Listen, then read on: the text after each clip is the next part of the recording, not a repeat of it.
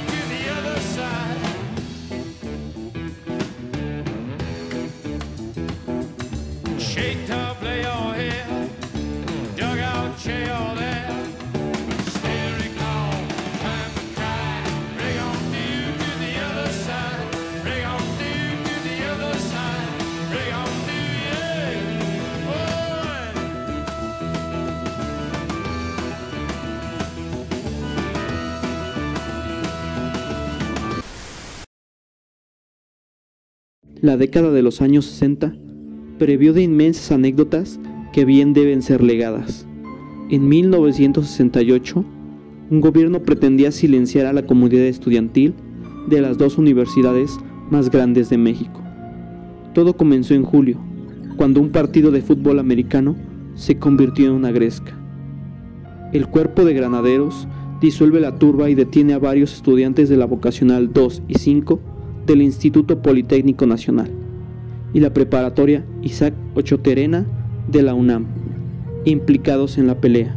Algunos días después, alumnos del Politécnico convocan a una marcha en protesta por la intervención policíaca a la vocacional 5 y exigiendo la destitución de Luis Cueto y Raúl Mendiolea, jefes de la policía preventiva.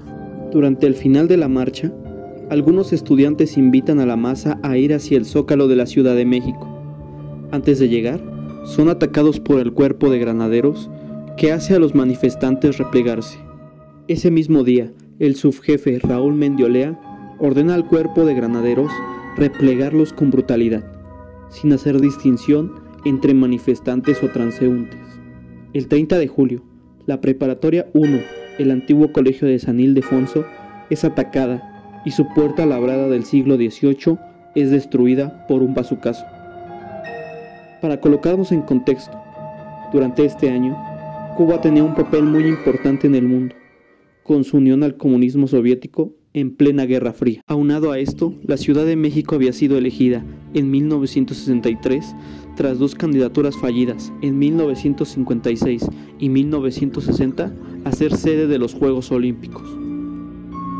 Durante 1968, algunos simpatizantes del Partido Comunista Mexicano fueron arrestados. Muchos medios de la época llamaban al movimiento intervención extranjera. Un estado que no podía mantener su soberanía estaba a meses de inaugurar los Juegos Olímpicos. En respuesta, el 13 de septiembre se lleva a cabo la Marcha del Silencio. Todos los participantes accedieron a usar un pañuelo en la boca y evitar emitir ruido alguno. Esto para demostrar que el movimiento estudiantil no obedecía a intereses extranjeros. El 1 de octubre de ese año, tras semanas, el ejército mexicano recibe la orden de dejar las instalaciones de Ciudad Universitaria. El 2 de octubre se lleva a cabo un mitin en la Plaza de las Tres Culturas, en Tlatelolco, en donde estaban postrados soldados del Ejército Nacional para impedir que fuera tomada la torre de la Secretaría de Relaciones Exteriores. Durante el mitin, elementos del Escuadrón Olimpia, encargados de la seguridad de los Juegos Olímpicos, se infiltraron vestidos de civil y con un guante o pañuelo blanco en alguna de sus manos. Cerca de las 6 de la tarde, 2 bengalas sirven como señal para que los elementos del Batallón Olimpia disparen a los militares que se encuentran detrás de los manifestantes. Muchos de los manifestantes lograron escabullirse en los departamentos del edificio Chihuahua. Los elementos del ejército entraron a la fuerza a cada uno de los departamentos en busca de algún estudiante. Horas más tarde, los estudiantes fueron llevados a las puertas de los elevadores del edificio Chihuahua y al exconvento situado al lado de la iglesia de Santiago Tlatelolco. Aún se desconoce la cifra exacta de los muertos.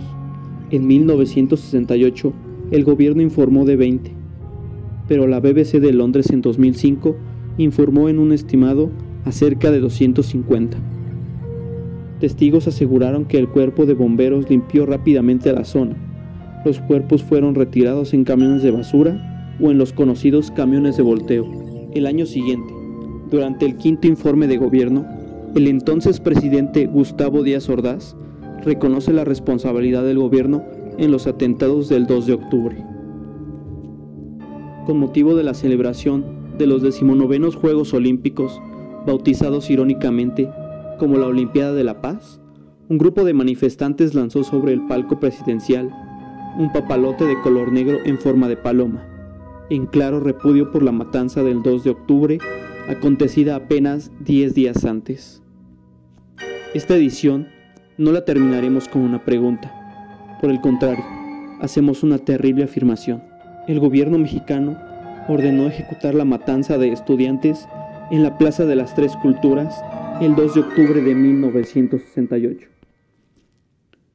Si te gustó el video, regálame un like, comenta tu opinión sobre el tema y no olvides suscribirte. Octubre 2014 acaba de llegar. Únete, pueblo. Íntegramente la responsabilidad personal, ética, social, jurídica, política e histórica por las decisiones del gobierno en relación con los sucesos del año pasado.